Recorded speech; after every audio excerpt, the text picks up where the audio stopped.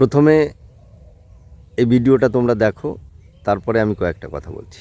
আমি কাল যা করেছি as a all India Trinamool কংগ্রেসের চেয়ারম্যান করেছি। তুমি চুরি করে সব মানুষের এসআইআর এর ডাটা তুলে নিয়ে যাচ্ছিলে।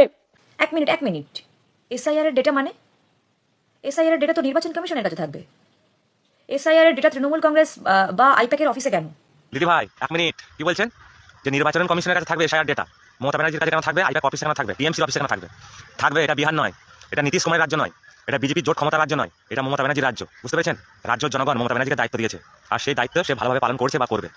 নির্বাচন কমিশন অবৈধভাবে যদি একজনের নাম কাটে তাকে কৈফিয়ত দিতে হবে, সেটা আমাদের কাছে আছে। আমরা অক্লান্ত পরিশ্রম করে সেটা করে রেখেছি। দাদা ভাই, আমার মনে হয় দিদি ভাই যে কথাটা বলেছে যে এসআইআরের ডেটা নির্বাচন কমিশনের কাছে থাকবে, আমার মনে হয় আমার সাধারণ জ্ঞানে যেটুকু বুঝি সঠিক বলেছে।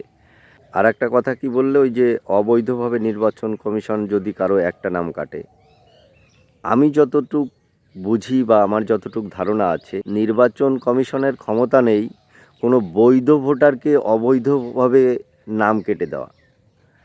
আর ওটা যদি ওই ফাইলগুলো যদি বৈধ ফাইল হতো, তাহলে ইডি বা সিবিআইকে দেখাতে আমাদের মাননীয়ার কোনো সংশয় থাকতো না। তোমার কথা অনুযায়ী আমার মনে হচ্ছে যে ওইখানে যে এসআইআর ডেটাগুলো ছিল, যে অবৈধ ভোটারগুলো বাদ দিতে চাইছে, সেই অবৈধকে আবার বৈধ করার একটা কোনো কৌশল ছিল। আর সেই অবৈধ ফাইলগুলো যাতে ইডির হাতে পড়ে না যায়, সেটাই লুকানোর একটা চেষ্টা।